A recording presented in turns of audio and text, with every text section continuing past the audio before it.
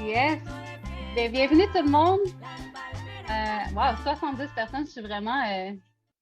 en fait, je suis impressionnée par la quantité de gens présents. Je me dis, ah ouais, là, à midi, on risque d'être vraiment intime, mais ça reste intime, mais c'est le fun de voir tous vos visages. Merci à celles aussi qui ont mis leur caméra. Ça fait toujours plaisir de voir vos visages. Ça permet d'avoir comme le feeling qu'on est vraiment ensemble. Euh, donc, merci. Bienvenue à cette première table rouge de 2022. Probablement que vous le voyez, probablement que vous le voyez dans mon sourire, mais je suis vraiment très contente d'être ici. Après, dans le fond, presque 2 mois sans avoir fait de table rouge, on sentait vraiment l'énergie qui montait, puis le build-up. Donc, je suis vraiment très heureuse de pouvoir vous présenter aussi une table rouge sur le sujet de l'astrologie. Parce que dans ma vie personnelle, c'est quelque chose qui de plus en plus m'interpelle, de voir un peu la science derrière toutes les pépites de savoir qui peuvent nous aider à vivre une vie finalement avec ses hauts et ses bas, mais avec plus de conscience. Fait que je le vois comme un outil de plus dans notre sac à dos pour pouvoir mieux comprendre le monde qui nous entoure et nous-mêmes. Donc, voilà, c'était ma petite introduction. Je voulais souligner qu'aujourd'hui, dans l'équipe Madame Levary, on a Marie-Aude qui est présente et on a Gabrielle qui prend des notes pour écrire le recap qui va vous être envoyé lundi. Donc, elle va pouvoir aller chercher toutes les sweet nuggets et faire un petit recap. Comme ça, vous n'avez pas besoin de prendre nécessairement de notes. Vous pouvez quand même le faire, mais il y a quelqu'un qui le fait pour vous. Ça fait partie de l'offre des tables rouges. J'aimerais peut-être, si vous pouvez vous muter. On n'a pas été capable de le faire automatiquement. Donc, juste vous assurer que vous êtes bien muté. Comme ça, on s'entend tous bien. Alors, donc, petit détail technique, celles que c'est la première fois qu'ils font la table rouge, on vous encourage à partager sur le chat. Okay? Donc, pendant la prochaine heure et demie qui va suivre, on partage du savoir, on partage plein de choses. Vous êtes des gens qui avez des backgrounds, du savoir. Si vous avez des choses qui résonnent, puis vous voulez donner un truc, un livre qui vous inspire, un documentaire ou whatever, allez-y. Utilisez le chat, c'est vraiment pour nous, puis soyez pas gênés, on utilise le chat pour se partager de l'information. Quand quelque chose résonne, si ça vous fait vibrer, vous pouvez faire ça comme ça, vous pouvez faire des cœurs, vous pouvez utiliser les fonctions sur Zoom. Puis, si vous avez des questions qui montent, on va les prendre. Donc, on fait la portion plus conférence au début, puis la portion des questions à la fin. Si vous voulez quand même poser la question sur le chat, Marie-Aude va les prendre en note, puis rendu au moment des questions, on va pouvoir les poser à notre invité. Donc, sans plus tarder, je vous présente mon invité pour cette table rouge de janvier. Une femme que j'ai rencontrée personnellement au Costa Rica dans un sound healing, donc un espèce de concert de bol de cristal avec de la musique. Puis on était les deux assis couchés à terre en train de recevoir ces magnifiques vibrations. Puis quand on s'est réveillé de l'expérience, on s'est rendu compte, je me suis rendu compte qu'elle était québécoise, puis là, on a commencé à parler en français, puis bref, a commencé notre amitié. Quand même récente, ça fait peut-être 9 mois qu'on s'est rencontrés, quelque chose comme ça. Donc, Joséanne, qui est pour moi une inspiration de une femme comme si elle a les pieds en 3D, mais elle a aussi toute une vision dans un monde invisible qui, moi, me fascine. C'est comme une sorcière des temps modernes. Elle a aussi créé Witch, une communauté. Et c'est une podcasteuse, une écrivaine, elle a écrit plein de livres. Bref, elle m'inspire beaucoup. Donc, je suis très contente, Josiane, de te recevoir aujourd'hui avec notre communauté Levary. Bienvenue. Merci, merci. Je suis super contente d'être ici.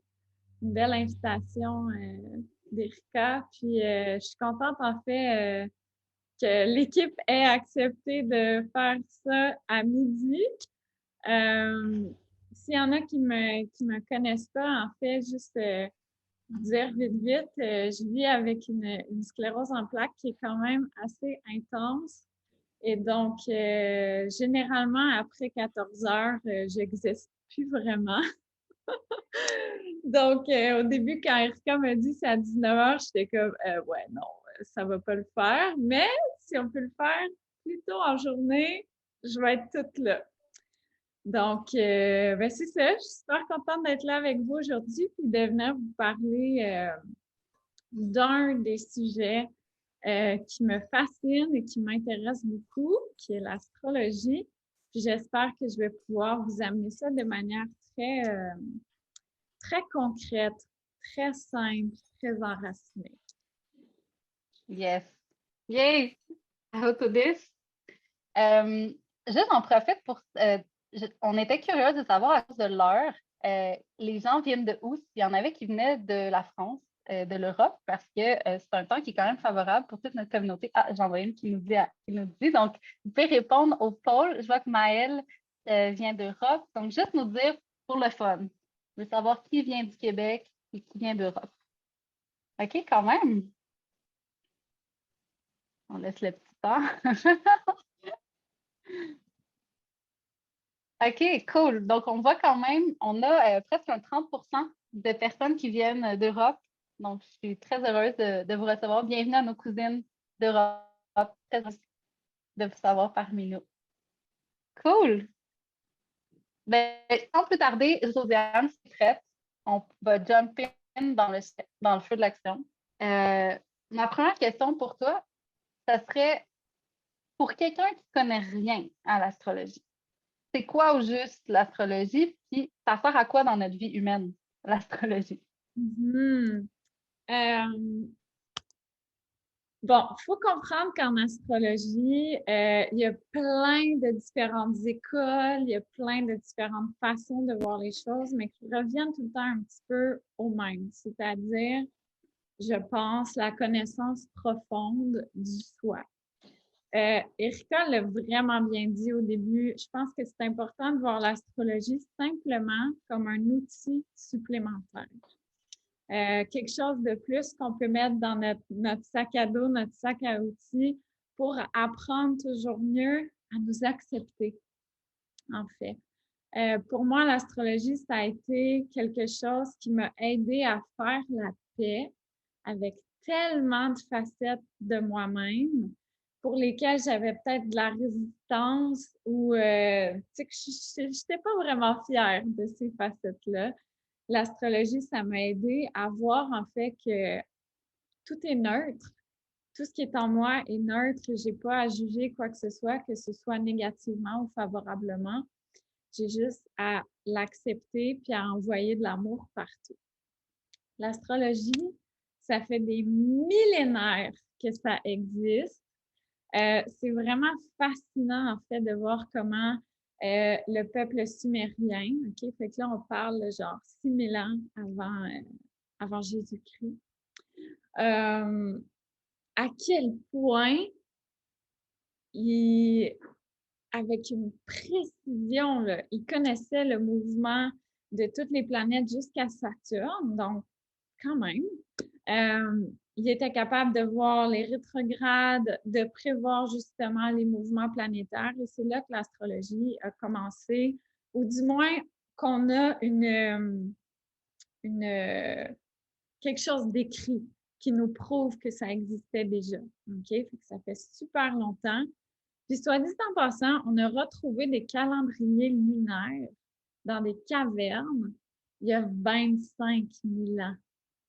Fait que ça fait vraiment, vraiment, vraiment longtemps que l'humain tourne son regard vers le ciel pour chercher des réponses. L'astrologie, en fait, ce qu'on parle souvent, ça va être la carte du ciel. C'est l'outil principal qu'on utilise. Et la carte du ciel, c'est quoi? C'est simplement comme si au moment exact de votre naissance à vous, de l'endroit exact où vous êtes né, on avait tourné notre regard vers le ciel, puis on avait pris une photo. Et c'est donc en fonction d'où les astres, les planètes, la Lune, le Soleil étaient positionnés à ce moment précis, on vient on vient éclairer, en fait. On vient recevoir un peu des indications sur qui on est, qu'est-ce que notre âme vient chercher dans cette vie-ci, quel genre de leçon de vie on vient approfondir. Et là, juste pour que vous sachiez, il y a des branches de l'astrologie qui sont vraiment davantage dans la prédiction. Donc, d'aller vous dire quand est-ce que vous allez avoir vos enfants, quand est-ce qu'il y a peut-être des périodes où votre corps serait plus propice à tomber malade, des trucs comme ça. Moi, c'est pas du tout ma tasse de thé. J'ai jamais étudié là-dedans, donc c'est pas ce dont on va parler aujourd'hui. Moi, en fait, ce qui m'intéresse, c'est vraiment l'astrologie comme un outil de connaissance de soi, d'acceptation de son ombre et sa lumière. Et je me spécialise dans l'astrologie qu'on appelle ésotérique, qui, elle, va en plus de ça, se concentrer sur l'âme. Donc, ce que la carte du ciel peut venir nous révéler sur notre âme dans cette vie-ci. Donc, qu'est-ce qu'elle vient chercher? Quelles vont être les leçons principales ou le thème un peu récurrent? De quelle façon vient-elle évoluer aussi? Donc, c'est beaucoup ce dans quoi je me concentre avec un petit peu d'astrologie karmique aussi, qui est vraiment fascinante. Là, c'est justement, on peut aller voir en quelque sorte quel genre de karma notre âme vient libérer, vers quoi elle s'oriente et on peut pousser en fait, ça c'est vraiment, je fais ça pour mes amis, à chaque fois que quelqu'un de nouveau dans sa vie, en fait, c'est qu'on peut superposer les cartes du ciel de deux personnes pour aller voir les points de friction, les points où il y a beaucoup d'aisance, puis on peut comme ça s'amuser à simplement avoir peut-être un peu plus d'awareness, de conscience sur ce qui peut se présenter. OK? Je vais juste vous dire, en commençant, là, c'est super important, votre carte du ciel, là, elle n'a aucun pouvoir sur vous. OK?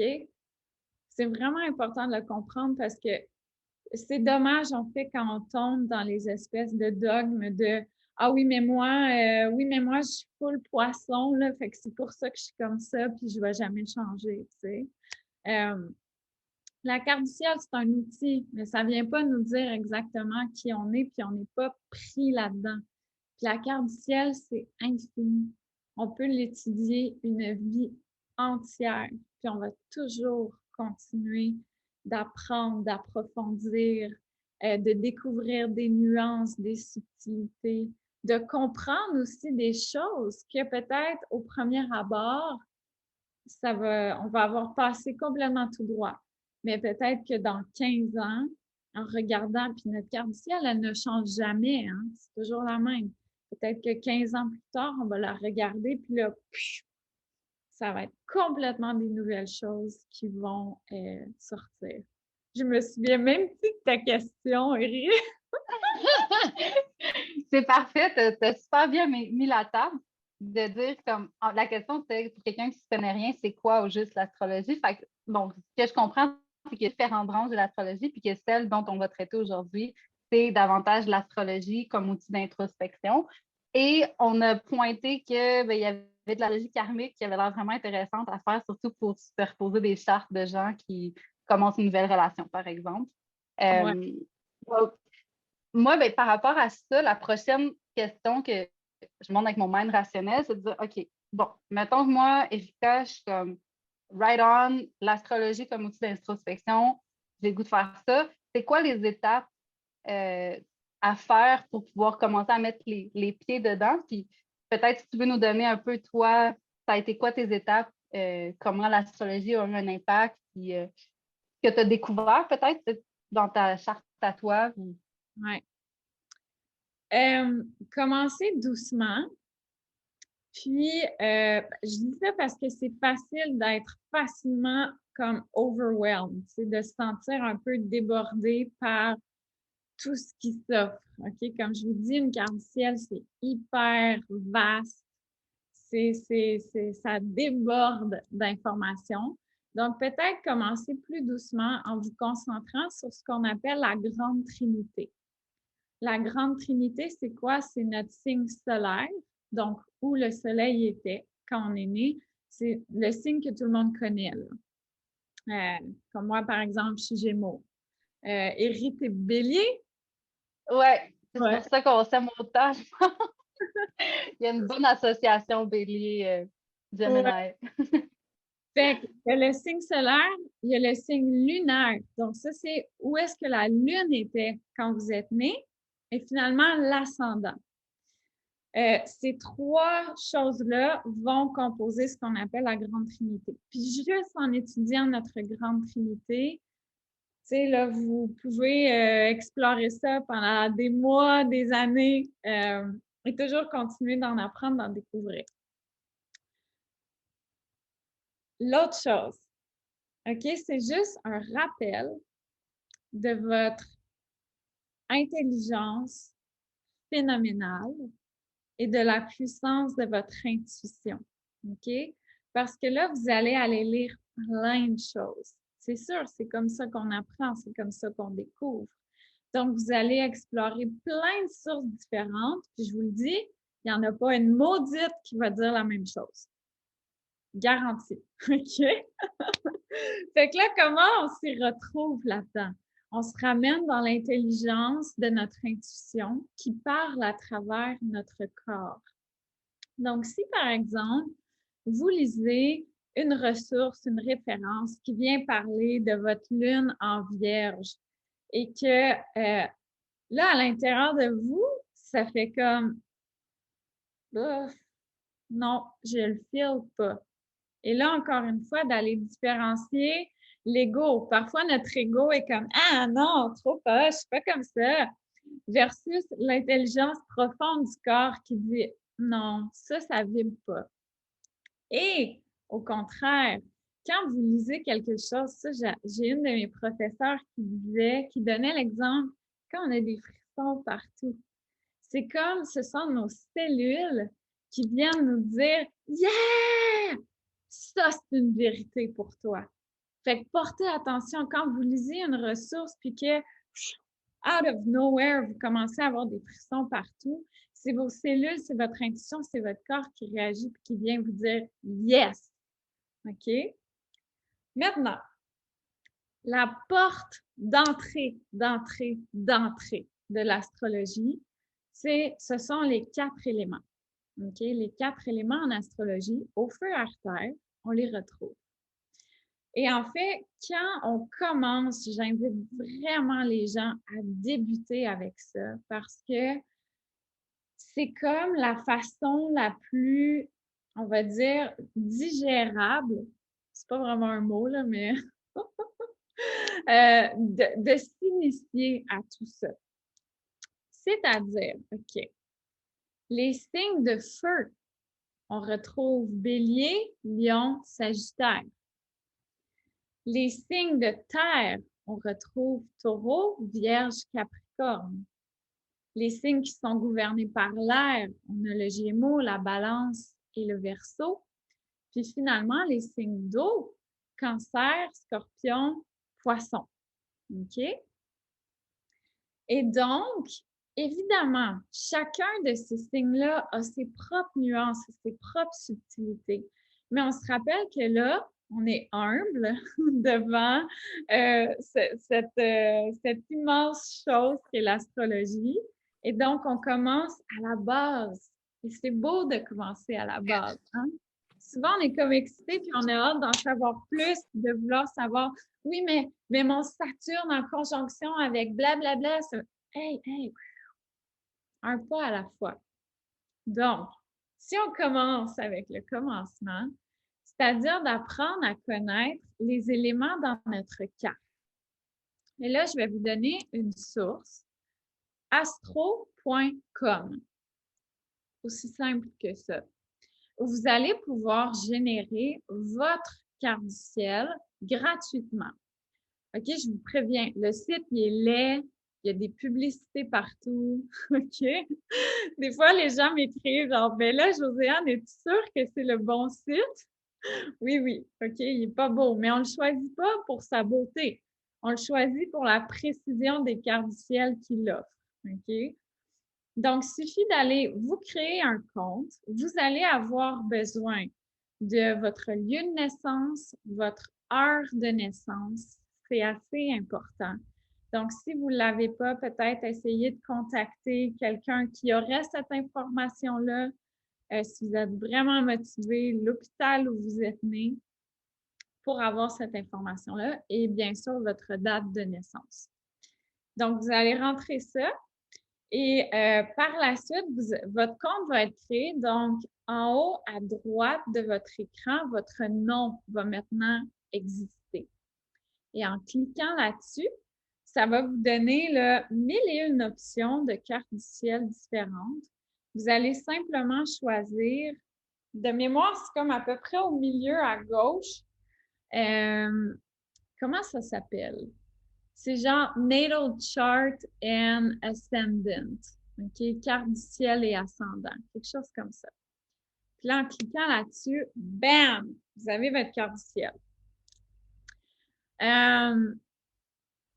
Dans cette carte du ciel, OK? Là, au début, quand on ne connaît pas ça, ça a l'air un peu... on se dit, ben, je ne vais jamais comprendre ce que c'est.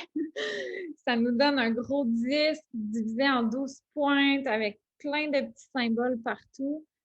On met tout ça de côté, OK? Juste en dessous, encore une fois, quelque part à gauche, il va y avoir un tableau avec, si vous êtes en anglais, ça va être les lettres FATE, F-A-T-E. Fire, Air, Earth, Water. Ça n'a pas rapport pantoute. En tout cas, vous allez voir les lettres pour eau, feu, air, terre. Ah, c'est en français que ça fait FATE. Oui, OK. Et là, en fait, vous allez voir, j'aurais dû vous faire un petit support visuel pour ça. Je suis en train de sortir ma carte du ciel pendant que tu parles, fait que je pourrais la présenter si tu veux dans l'écran pour que tu puisses faire ça pendant que tu continues de nous alimenter. OK, super. Et il y a quelqu'un qui nous montre ici sa carte. Moi, j'ai pas assez des bons yeux pour voir, mais ça ressemble à ça. Ah oui, je la vois, Laurent. OK. Ouais, et dans ce fameux tableau-là dont je vous parle, OK, ça va vous dire, en fait, les planètes dans votre carte du ciel sont dans quel élément. Donc, vous en avez combien en eau, combien en air, combien en feu, combien en terre. Et c'est cette information-là, c'est la toute première qu'on veut aller chercher. Et là, quand Erika va nous partager sa carte, il y a juste quelques petits trucs qu'on ne va pas compter, qui pour une raison X font partie du tableau, mais on ne les compte pas parce que ce ne sont pas des planètes à proprement dit. Le Soleil et la Lune vont compter. Je sais que ce n'est pas des planètes, mais on les compte. OK? Par contre, l'ascendant, donc de mémoire, c'est ASC, on ne le compte pas. Les nœuds lunaires. Les nœuds lunaires, les symboles, c'est moi, je l'appelle le poulpe. On dirait une petite pieuvre, comme ça. Puis de l'autre côté. Fait que de l'autre côté, ça donne plus comme un fer à cheval. Ceux-là, on ne les compte pas. Et le MC, donc les lettres MC, c'est ce qu'on appelle le milieu du ciel. Ça non plus, on ne le compte pas. Au total, ça va vous donner 10. Okay? Vous devriez arriver à un total de 10 quand vous faites votre décompte. Puis là, ça va vous donner quelque chose comme moi, j'ai, je ne sais pas si je m'en souviens par cœur, 0 planète en feu, 3 en air, 4 en terre et 3 en eau. OK. Donc, ça me donne mon aperçu de la distribution des éléments. Et là, on arrive dans ce qui commence à être excitant et en fait, le moment où c'est quasiment unanime, les gens vont faire « Ah, mais comment on peut savoir ça sur moi? » Parce que c'est comme, on peut le voir un peu comme des archétypes. Hein? On retrouve tous les archétypes dans tout le monde. On en a qui sont beaucoup plus activés que d'autres. Donc, c'est la même chose dans les éléments en astrologie. Donc là, pour vous donner des exemples, quelqu'un qui a beaucoup de feu, qui a un feu qu'on va dire très activé en elle, OK? Ben, ça serait quelqu'un qui a beaucoup d'énergie, qui est passionné, qui carbure au projet. En fait, qui a de la misère à les terminer tellement il faut tout le temps qu'elle soit dans l'action, puis que ça bouge, puis que ce soit stimulant. C'est quelqu'un qui va avoir de la drive. Ah, voilà!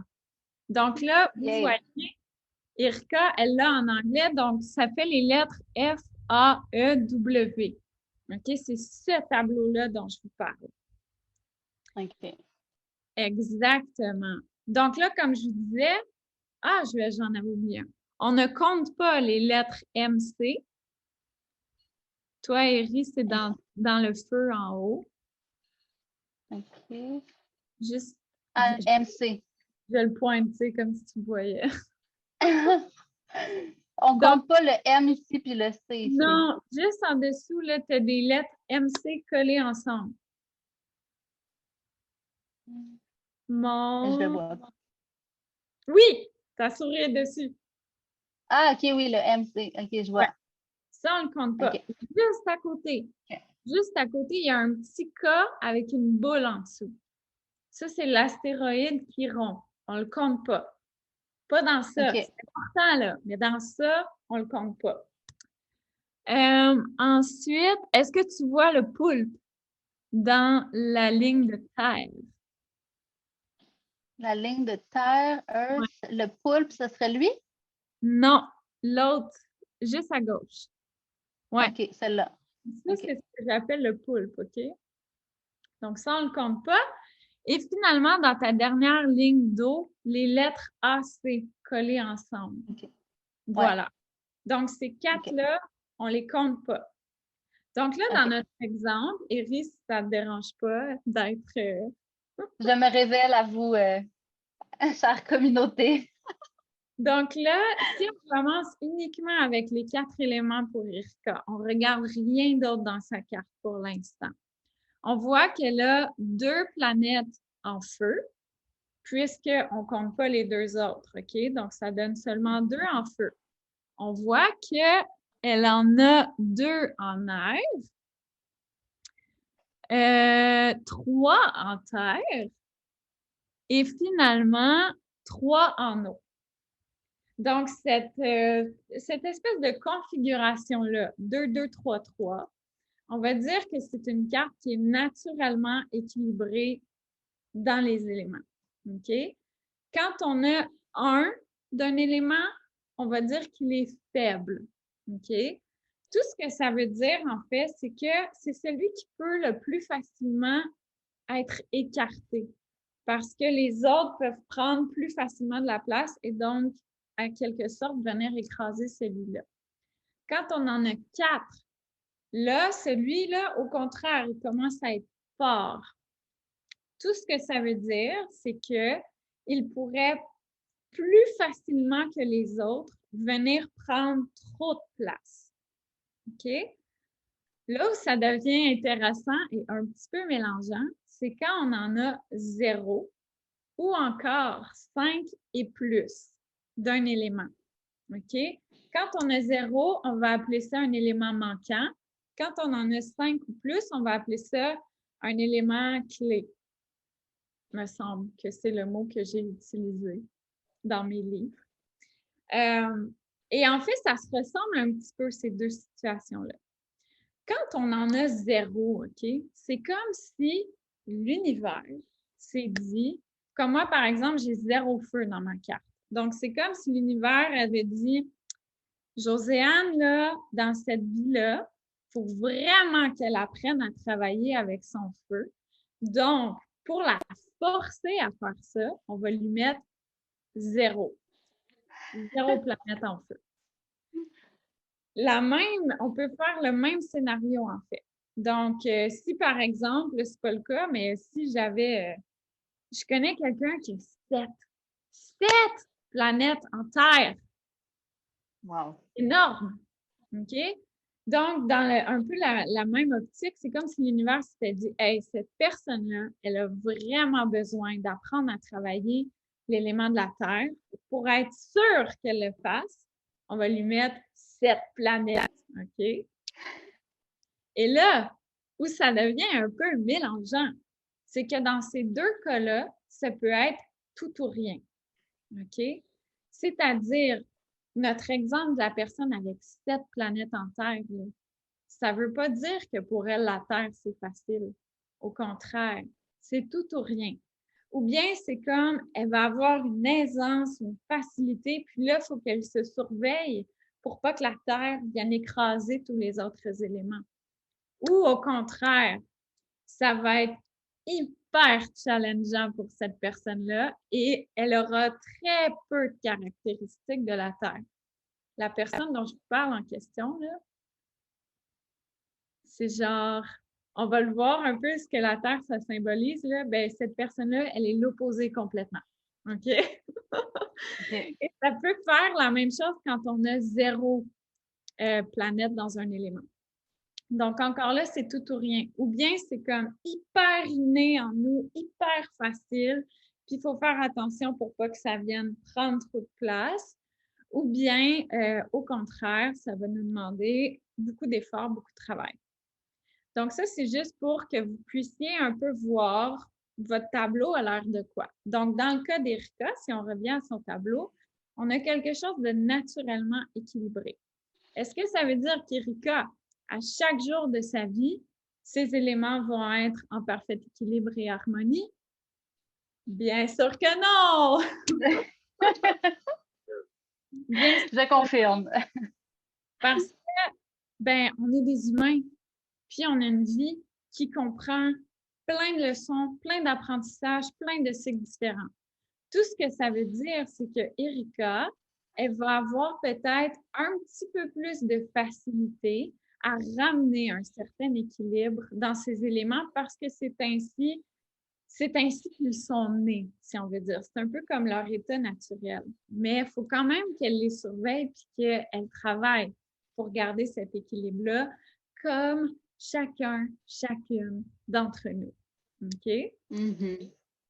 Merci de pointer ça, Josiane. Puis je pense juste que c'est juste de pouvoir voir une carte du ciel. Merci aussi de nous pointer, OK, quoi regarder en premier, parce que c'est vrai que j'avais déjà fait ma carte du ciel, je l'avais déjà regardée, mais j'avais jamais vu le tableau avec l'air, le feu. Donc, je pense que c'est vraiment une bonne façon pour commencer, puis qui nous donne une bonne marche à suivre. Puis ben, là, moi, je suis comme vraiment curieuse de savoir si c'est les caractéristiques de chacun des éléments. Je sais pas si tu étais rendu là Oui, dans le exactement. genre, mais OK. Voyons ça ensemble. Euh, donc, les gens, OK, on va faire pour chaque élément la version qu'on va dire équilibrée. Puis, on va voir aussi, ça fait quoi un feu, par exemple, qui est exalté. Là, il y en a trop, puis ça vient causer du tort un petit peu. Ou encore un feu qui est éteint. OK? Donc là, c'est quand c'est très peu activé en nous. Donc, si on commence avec le feu. Une personne qui a un feu bien équilibré, ça va être une personne hyper énergique. OK? Le feu, là, c'est l'élément qui a besoin de bouger. OK? Les gens qui ont beaucoup de feu, puis si c'est votre cas, observez-vous quand vous commencez à être un peu restless, tu sais, là, que on a la bougeotte, là, on commence à se fâcher un peu pour tout et n'importe quoi. Allez faire du sport, allez faire de l'exercice, allez bouger votre corps, OK? Vous en avez besoin. Pour vous, c'est une façon de venir libérer le feu en vous parce qu'il y en a beaucoup. Puis comme n'importe quel élément, quand on en a trop, ça peut devenir destructeur. Donc, si on ne veut pas que notre feu devienne destructeur, il faut trouver des façons de l'évacuer. Bouger son corps, c'est une des façons les plus faciles. Euh, Vous pourriez aussi, la créativité, c'est un super bon outlet pour évacuer du feu. Donc, tout ce qui est créatif, le chant, la danse, la musique, tout ce qui va aussi vous sortir de votre zone de confort, ce qui va venir un peu réveiller les fibres aventurières en vous. Ce sont des super bonnes façons. Le feu n'aime pas la routine, n'aime pas le connu.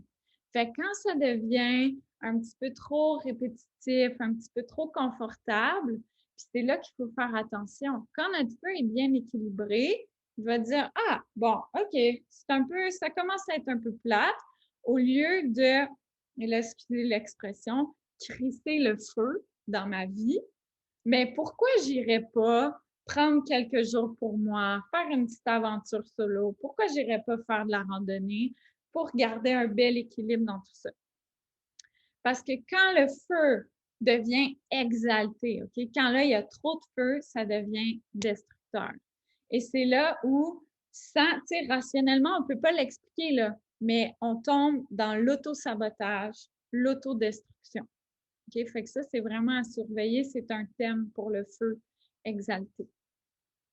Le feu exalté, on peut le reconnaître aussi quand on va devenir en colère vraiment facilement et souvent, un peu pour, tu sais, pas des bêtises, mais des tout petites affaires.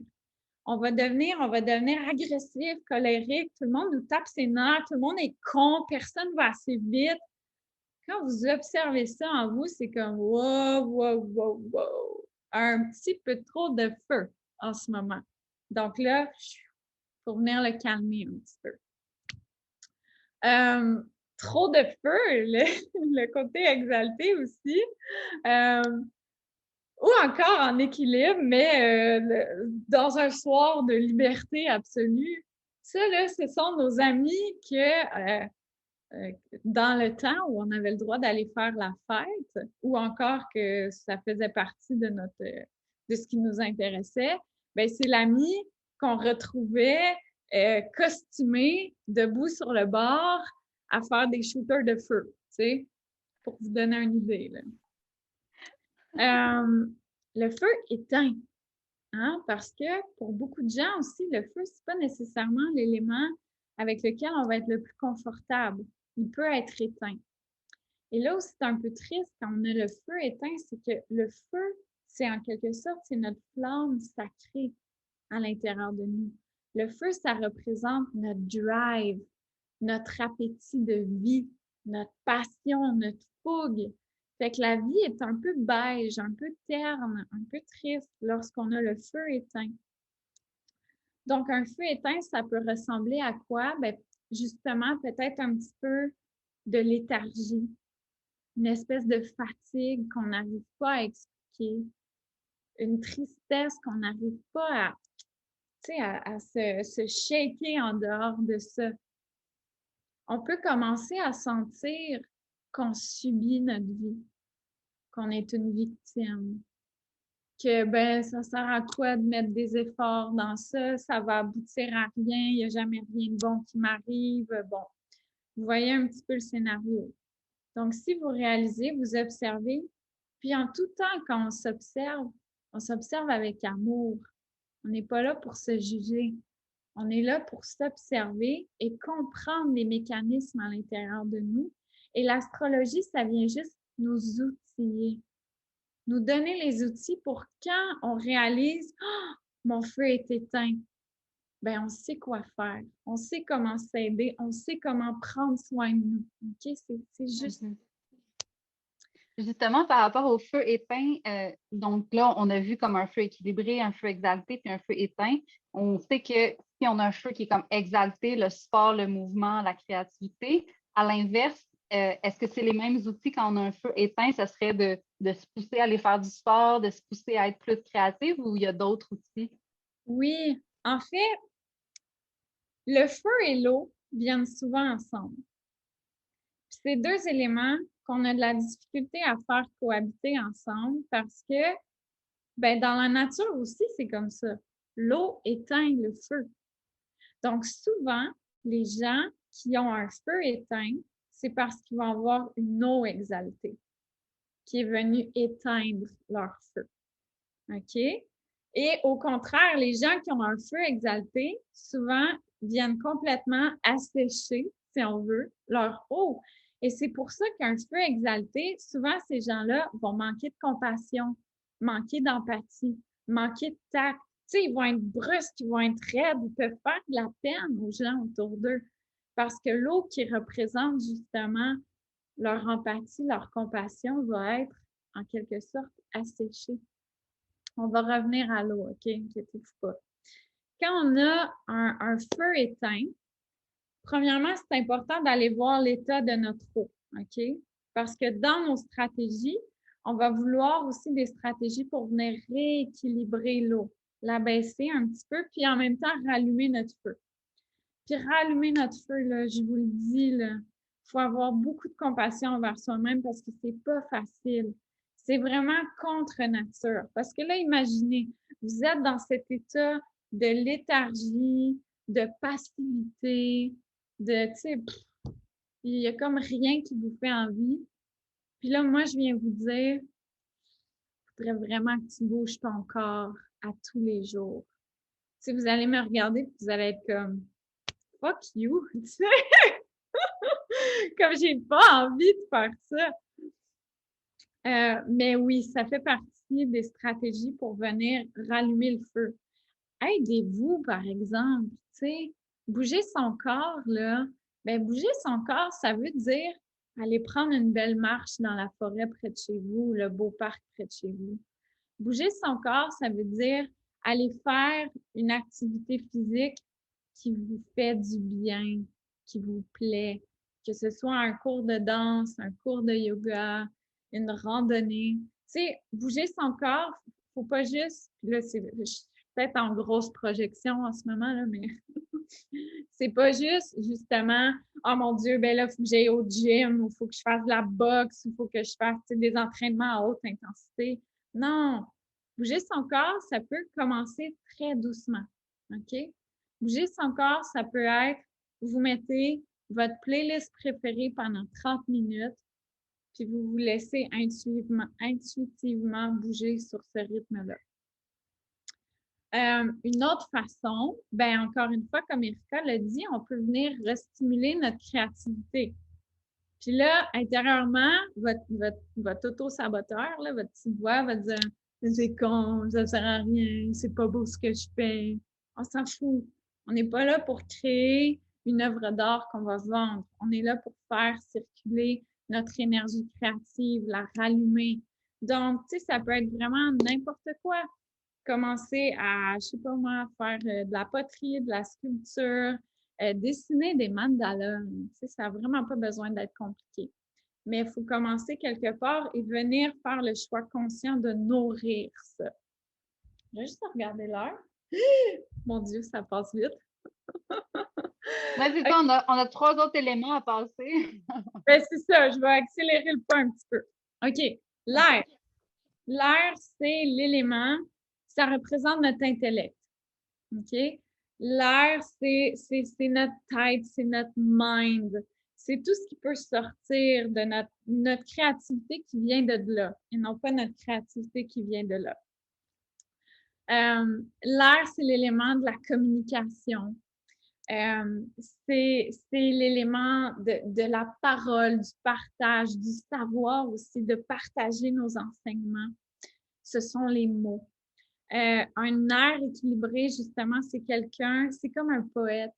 C'est quelqu'un qui va arriver à aller trouver les mots qui vont venir directement dans votre cœur, puis qui vont accomplir leur mission.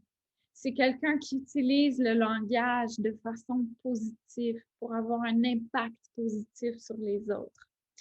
Un air exalté, c'est pas beau. Mais c'est comme tout. Vous allez voir, là, il n'y a aucun élément quand c'est exalté qui est beau. Là. Mais un air exalté, quand on en a trop et que ça vient écraser le reste, là, on va commencer à utiliser les mots de façon plus négative.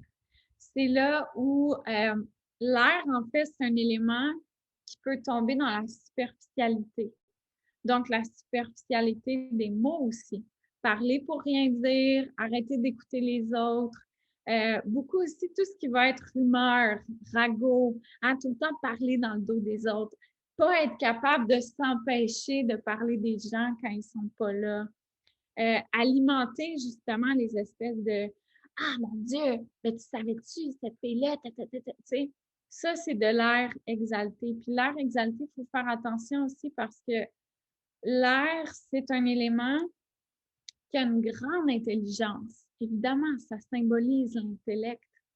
Ils ont un grand pouvoir avec leurs mots. Donc, imaginez quand c'est mal utilisé. Un air exalté, c'est par exemple quelqu'un qui pourrait vraiment aller faire de la peine en utilisant exactement les mots qui vont aller faire le plus de peine. Tu sais, qui vont mettre le doigt là, directement là où ça fait mal. Notre feu exalté peut causer du tort, mais c'est un peu comme si c'était un géant qui arrivait à quelque part puis qui faisait pas attention puis qui était comme blablabla. Un air exalté, ça va faire mal parce que ça va cibler exactement ta blessure, puis ça va te dire exactement ce qu'il faudrait pas te dire. Tu sais, ça vous donne une idée? Si à un moment donné, vous observez que vous tombez, par exemple, dans la superficialité, dans l'apparence, que vous commencez à juger les autres sur leur apparence et que vous commencez à juger aussi vous-même votre apparence. Ça peut être des signes d'un air il y en a trop, là. Un air éteint, ben là, souvent, ça va être des personnes très timides, qui ont de la difficulté à prendre parole, qui ont de la difficulté à quelque part, l'air, c'est aussi l'affirmation de soi. C'est aussi oser dire sa vérité, hein? C'est notre chakra de la gorge. Donc, un air éteint, c'est peut-être quelqu'un qui va avoir de la difficulté à incarner vraiment qui il est, puis à oser dire ce qu'il pense, à oser poser ses limites. Parce que les mots, le partage, ça ne sera pas nécessairement facile. Donc là, comment on ramène un équilibre dans tout ça? Un air qui est exalté, essayez de voir si vous pouvez aller nourrir votre air de façon positive, par exemple, en apprenant. L'air adore apprendre. Donc, peut-être en allant découvrir quelque chose de nouveau, en suivant un nouveau cours, en lisant un nouveau livre. Réappropriez-vous l'écriture aussi. L'écriture, ça fait partie de la communication. Donc, peut-être de vous donner l'exercice de journaler tous les jours pendant un mois. Écriture libre, voir ce qui sort, laisser ça couler, voir comment peut-être aussi vous pouvez vous encourager à écrire uniquement des choses positives. Peut-être commencer par vous-même. Hein, l'air tombe facilement dans le jugement, puis c'est qui sa première victime? Vous-même. Donc, voir est-ce que vous êtes capable à tous les jours de venir vraiment amener du positif dans vos mots écrits qui vont éventuellement se transposer par de la positivité, oui, dans vos mots, parler. Un air éteint, là aussi, c'est pas facile parce que ça demande des grosses sorties de zone de confort. Ça va vous demander là, un grand coaching intérieur de quand vous voulez dire de quoi, puis votre petite voix intérieure a dit non, non, non, non, non, non. Bien, ça va être de prendre le pas puis de le dire. Puis ensuite, de vous célébrer. À chaque fois que vous le faites, célébrez-vous parce que c'est grandiose. Et c'est comme ça que tranquillement, petite prise d'action après petite prise d'action, on arrive à venir ramener un équilibre à l'intérieur de nous. Donc, c'est super important non seulement de faire le pas, mais aussi de se célébrer là-dedans. Tout ce qui va être apprentissage aussi, ça peut être une belle façon de à la fois calmer votre air, mais aussi de venir le réveiller. De faire peut-être l'exercice avec vos proches, avec les gens avec qui vous êtes à l'aise. Si, par exemple, vous venez d'apprendre quelque chose de nouveau, de venir leur partager. OK? Donc, de prendre parole puis de venir leur résumer un concept ou qu'est-ce que vous êtes en train d'explorer pour devenir de plus en plus à l'aise avec les mots. OK. La Terre. La Terre, c'est l'organisation. C'est le concret. La Terre, là, c'est le domaine du 3D. C'est l'enracinement, la réalisation, la construction, l'effort, la persévérance, la détermination. Tout ça, ça fait partie de la terre. Une terre équilibrée, ça va être quelqu'un qui est capable de se fixer des objectifs, hein, de voir un peu plus loin, puis à chaque jour, de faire les gestes en conséquence. La terre équilibrée, là, c'est genre, ils peuvent tout réaliser. Tous leurs objectifs, tous leurs rêves, en ayant un impact hyper positif. Ça, c'est la clé de la terre équilibrée. La terre exaltée, là, on peut la reconnaître de plusieurs façons. Des control freaks, OK? Terre exaltée, là, c'est comme on tombe dans faut tout contrôler, il faut que tout soit fait à notre façon, selon notre méthode, notre échéancier. C'est aussi quand vous vous observez puis vous dites des affaires du genre, ben là, je vais le faire moi-même là, si je veux que ce soit bien fait. Juste moi qui peux le faire comme il faut. Hop là, une petite terre exaltée ici, là.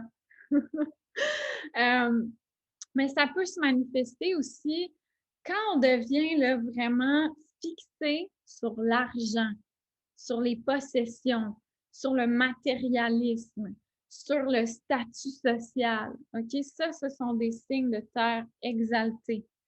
Notre cher Capricorne, il est tellement malmené dans notre société aujourd'hui parce que on l'associe beaucoup à l'énergie du Capricorne exalté. Capricorne, c'est un signe de terre, je vous le rappelle. Donc, je vous donne cet exemple-là. Un Capricorne exalté, c'est l'exemple parfait de, tu sais, le businessman, businesswoman de Wall Street, tu sais, qui travaille dans une banque ou une grande entreprise qui détruit complètement la planète, qui ne prend aucunement soin des humains. Et c'est comme, c'est pas grave, qu'est-ce qu'on veut? Toujours plus de profit, toujours plus, toujours plus, toujours plus. La terre exaltée, c'est le capitalisme. OK?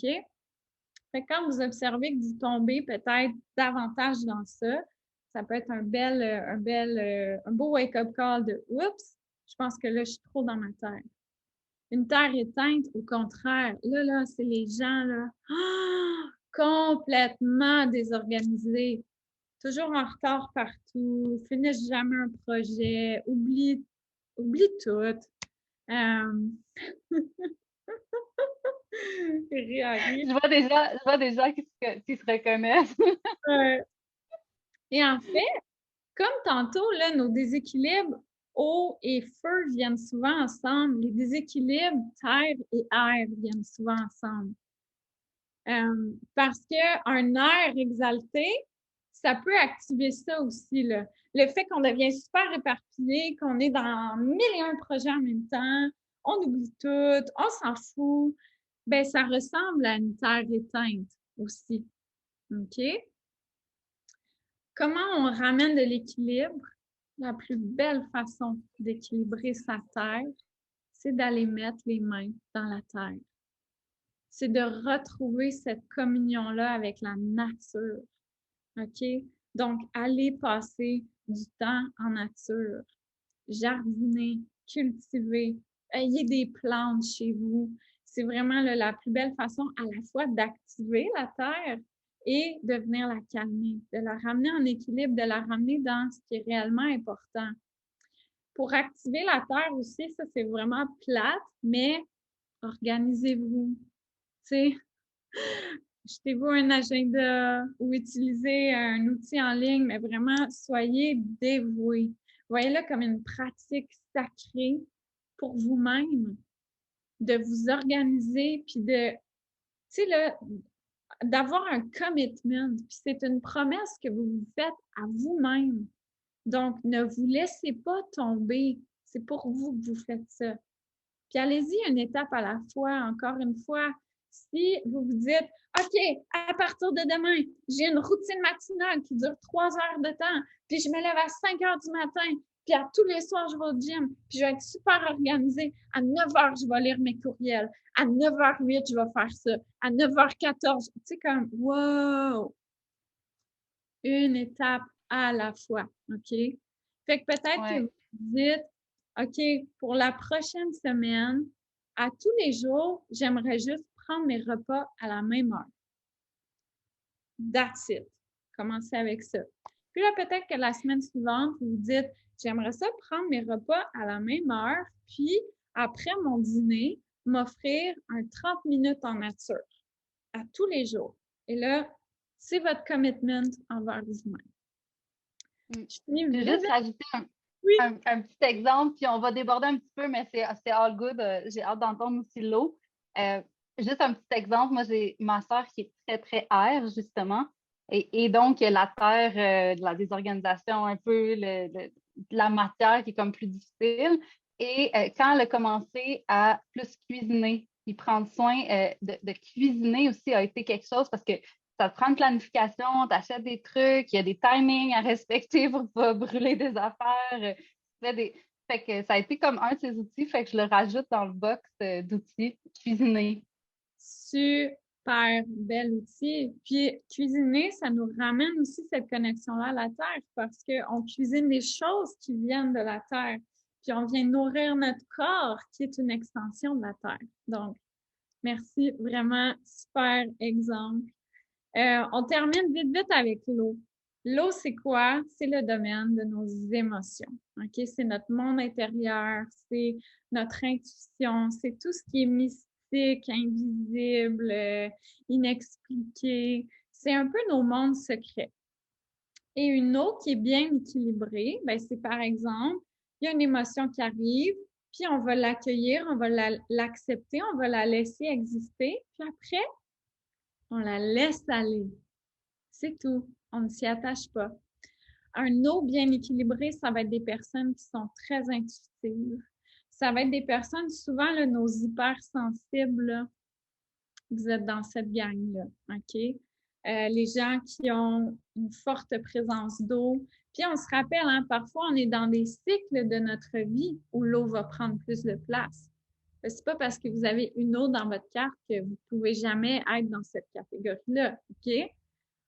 Ça, c'est un eau équilibré. Donc, une grande connexion aux émotions, une grande connexion à l'intuition, une grande confiance en quelque chose de plus grand que nous. Les gens qui ont un eau bien équilibré, là, ce sont les personnes qui sont capables de faire confiance que ça va aller, puis de faire confiance que le timing divin va arriver, de faire confiance que les synchronicités font toujours partie de notre vie. Ça, c'est une eau bien équilibrée. Un eau exalté, qu'est-ce que ça va être? Bon, d'un côté, là, c'est quand on peut devenir, genre, tomber dans la soupe là, du mystique, là, OK? Un autre eau exalté, si par exemple, là, vous devenez un peu paralysé devant la prise de décision, puis que là, vous devez faire 8 tirages de tarot, faire aller vos 3 pendules, puis là, vous observez dehors, puis vous dites « Ah, mon Dieu, il y a un lapin qui a croisé ma route, ça veut dire telle affaire. » Puis là, cette nuit, j'ai rêvé à telle affaire, donc là, ah non, je sais plus quoi faire. OK, il est peut-être temps de prendre un petit pas de recul, puis d'ancrer davantage votre spiritualité. OK, ça peut être signe d'une eau exaltée. En fait, c'est comme si on venait de donner notre pouvoir à l'invisible, alors qu'on co-crée avec l'invisible. Mais l'invisible, il ne décide pas pour nous, il n'y a pas ce pouvoir-là sur nous. Une eau exaltée, ça va être aussi, tu sais, le over-émotion. Puis là, il y a une distinction à faire. C'est pas parce que vous êtes hypersensible que vous avez une eau exaltée, pas du tout.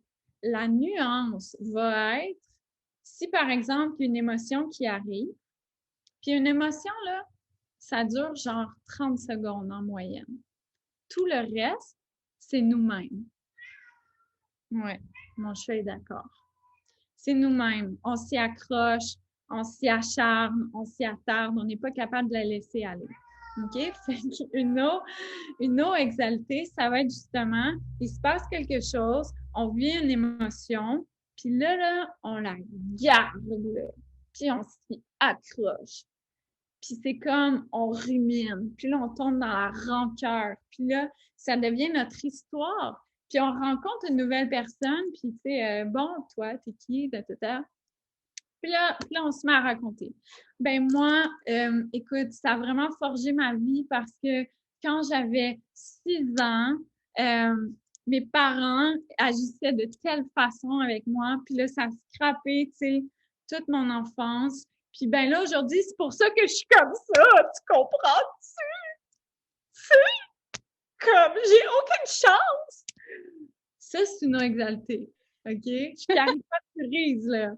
Mais si là, vous observez rancune, rancœur, vous avez de la difficulté à laisser aller, à lâcher prise, ça peut être signe d'eau exaltée. L'autre chose, trop d'eau, qu'est-ce que ça fait? Ça éteint le feu.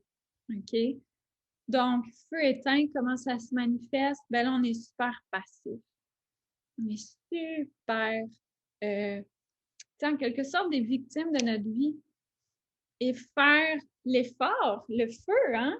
Aller chercher l'énergie nécessaire pour se transformer, pour changer, c'est too much. On préfère rester dans notre petite soupe de mal-être à quelque part. OK? Fait que si vous observez des comportements de ce genre-là, ça peut être un signe qu'il y a trop d'eau. Pas assez d'eau. Pas assez d'eau, là. Encore une fois, pensez à nos feux exaltés tantôt, là. Et ça n'a pas de compassion, ça n'a pas d'empathie, ça n'a pas de tact. Donc, si vous observez que vous avez peut-être la difficulté à vous mettre dans les souliers de l'autre personne, à comprendre ce que, ou tu sais, pas nécessairement comprendre, mais juste accueillir ce que l'autre personne vit, que vous tombez peut-être dans une certaine forme d'égocentrisme, de, tu sais, moi, ça peut être signe d'une eau éteinte, OK? Puis là, comment on ramène de l'équilibre dans l'eau? L'eau, personnellement, je trouve que c'est un élément fun à travailler parce que ça nous demande, en fait, d'avoir des canaux de sortie pour l'eau. OK? Donc, par exemple, une pratique spirituelle qui nous ressemble, qui nous fait du bien, mais solide, enracinée, ancrée, où on va chercher dans notre terre aussi pour avoir une dévotion quotidienne envers nous-mêmes puis envers plus grand. Ça va demander, par exemple, que ce soit à travers la thérapie, l'écriture, le journaling, la méditation, le travail somatique, le shaking, peu importe, mais d'aller trouver ces façons-là que nos émotions arrêtent d'être pognées. OK? Ce qu'on veut, là, c'est venir libérer tout ça. Et là, dans les deux cas, ça se ressemble un petit peu parce que souvent, l'eau éteinte, c'est comme si on va l'avoir enfouie au plus profond de nous-mêmes. Puis là, on met plein de canons, on veut surtout pas que ça sorte. OK? Fait que là, on est frette, on est détaché, puis on vit comme ça, puis on est bien. Fait que là, ça nous prend un canal pour arriver à venir débloquer tout ça et permettre à nos émotions de sortir tranquillement. Quand on en a trop, ben, c'est un peu le même principe. Il faut qu'on les laisse aller. Il faut trouver des façons que ça sorte. Un truc que quand je faisais des lectures de carte du ciel, je donnais souvent comme petit exercice, comme petit devoir, c'est d'aller trouver des choses qui vous font pleurer. Surtout pour l'eau éteinte, mais aussi pour l'eau exaltée, parce que ça aide à sortir. Fait que peut-être en écoutant certains films ou en écoutant de la musique qui vient vraiment là, vous traverser, puis de laisser libre cours à ces larmes-là. Le shaking, c'est une merveilleuse façon aussi. À la fois, ça fait du bien au feu parce qu'on bouge notre corps, puis ça fait du bien à notre eau parce que ça vient libérer plein de choses à l'intérieur de nous. Wow! J'allais justement dire, wow, quel beau recap. Puis oui, pour moi, personnellement, j'utilise d'écouter des films très tristes dans des moments où je sens que je suis comme, voyons, je suis vraiment déconnectée de mes émotions. Ça fait longtemps que j'ai pleuré. J'ai l'impression que je suis un peu comme, c'est ça, juste à frette, là. Il n'y a rien qui me touche vraiment.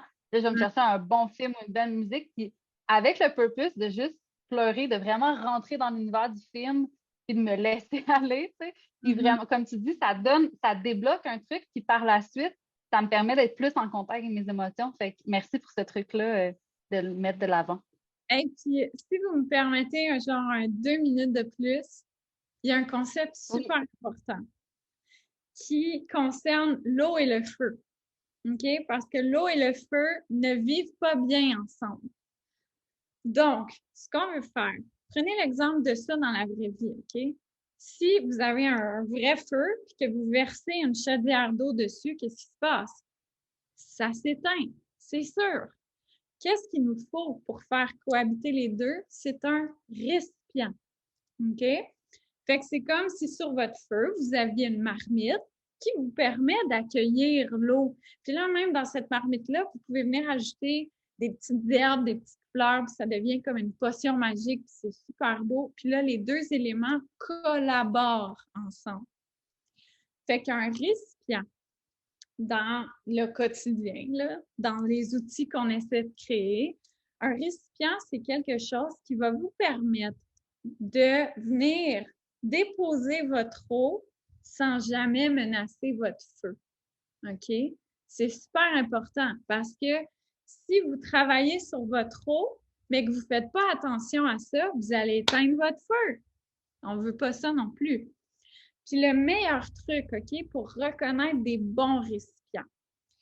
Par exemple, je ne sais pas moi, vous décidez de commencer la thérapie pour faire du bien à votre eau.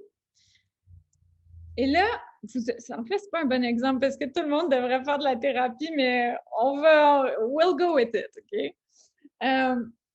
Ce que je vous demande, quand vous terminez votre activité, peu importe ce qu'elle est, votre activité de récipient potentiel, prenez 30 secondes après pour observer votre niveau d'énergie. Un bon récipient, c'est quelque chose, vous allez terminer, là, peu importe ce qui s'est passé. Vous allez avoir ce sentiment-là de « Ah ouais, ça me fait du bien. » OK? Ça va être venu à plein d'échelles différentes. Ça ne veut pas dire que tous les bons récipients, vous devez finir genre « Non, non. Des fois, ça va être super subtil, ça va être intense, ça va juste être comme « Ouais. » Mais ça, c'est super important. Un mauvais récipient, vous allez terminer votre activité et vous allez vous sentir plus drainé, plus vidé qu'avant de commencer. Donc là, j'ai pris l'exemple de la thérapie. Ça pourrait vous aider à trouver si c'est le bon thérapeute pour vous. Parce que le bon thérapeute pour vous, après la session, vous allez vous sentir, des fois ça va être subtil, mais vous allez vous sentir mieux. Vous allez sentir que ça fait du bien. Alors que si c'est venu vous vider, si c'est venu prendre de vous, là, c'est comme signe qu'il y a des trous dans votre récipient. Puis il y a de l'eau qui est allée sur votre feu, puis que ça l'a comme un petit peu éteint. Fait que ça, c'est valable pour les relations dans notre vie. Hein? D'observer comment on se sent avant, après une interaction avec quelqu'un, avec des tâches qu'on fait au quotidien. Là, c'est sûr, il y en a, on n'a pas le choix de faire. Là. Mais il y en a aussi que vraiment, on n'est pas obligé. Et tout ce qui va faire partie de votre routine, de votre hygiène personnelle, spirituelle, allez voir comment vous vous sentez après. C'est super important. Quelque chose qui vous vide, qui vous draine, qui vous a éteint, qui vous a attristé. Non, pas un bon récipient. On ne veut pas ça. Si vous poursuivez là-dedans, vous allez juste éteindre votre feu. Voilà, c'était mon truc. Wow! Merci, Josiane. Ça va full love pour toutes ces informations. Puis juste pour le bien de tous, moi, dans le fond, pour faire un recap quand même, aujourd'hui, on a appris de comment aller chercher sa carte du ciel gratuitement. Après ça, d'observer la Trinité, qui est l'ascendant, le sun sign, le signe du soleil, et le moon sign. Donc, de regarder ça. OK, j'aurais même pas dû vous dire ça. Mais après les éléments, c'est la prochaine étape. OK, donc de regarder dans notre petit carré, donc combien de planètes on a en feu, en air, en terre et en eau. Et là, on a vu aussi, à partir de ce moment-là, comment on peut faire pour ramener l'équilibre. Donc, qui est vraiment la base de l'astrologie, puis c'est exactement ce qu'on voulait avoir comme base pour pouvoir commencer quelque part. Fait que merci pour cette incroyable pluie d'informations. Puis je veux rappeler à tout le monde qu'on travaille sur un recap, puis on le fait vraiment de façon très dédiée. Là. Gabrielle, qui est celle qui prend les notes, vous allez voir, il y a vraiment l'information va être là. Fait que merci Gab d'avance de la part de tout le monde. Donc, on a appris tout ça. Fait que merci, Joséanne. Tu es vraiment une master. Merci de partager tout ça. Puis je sais que tu as écrit nombreux livres, dont un sur l'astrologie. Et spoiler alert, on en fait tirer un à la fin de l'événement. Donc, pour le temps qui nous reste, je vais défiler le tout. Donc, on a une petite pause artistique. Joséanne va nous offrir un mantra pour comme les pauses artistiques dans les tables rouges, pour ceux que c'est la première fois, c'est comme si on reçoit tellement d'informations, ça vient dans le même. Puis la pause artistique, c'est un 4 minutes qui nous permet d'intégrer dans notre corps via le son. Fait qu'il n'y a rien vraiment à faire, il y a juste comme à recevoir. Fait qu'on va se faire ce cadeau-là. Mais juste avant, donc si on est ici cet après-midi à pouvoir écouter du partage de Joséanne, c'est grâce à Madame Levary. Et Madame Levary, en fait, pour ceux qui ne connaissent pas, on fait des culottes menstruelles qui permettent d'avoir un cycle menstruel sain et positif. Donc, on présente juste une petite publicité, donc pause publicitaire d'un petit vidéo qui explique qu'est-ce que Madame Levary. Donc, c'est parti.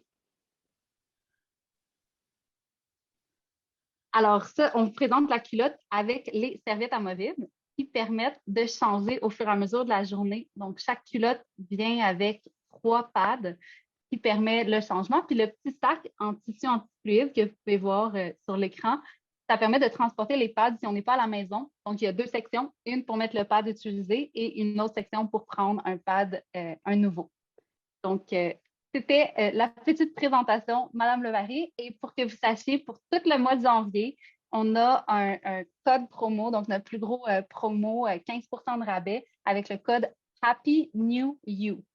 Donc, ça va être écrit aussi dans le recap, puis on peut le mettre dans le chat, Mario, juste le code promo pour celles qui ne sont pas encore essayées. C'est vraiment un game changer. Puis je le dis, of course, Olivier et moi, on a parti Madame Levary, donc je suis clairement vendue à ça. C'est pour ça qu'on se dédie à ça depuis plus de 5 ans maintenant. Mais c'est vraiment un outil de plus à avoir dans son tiroir quand arrivent les règles, que vous utilisez la coupe ou que vous utilisez encore des tampons ou des serviettes, c'est bien d'ajouter une nouvelle forme. Puis le bien-être qui vient avec, je vous laisse le découvrir et on s'en reparlera.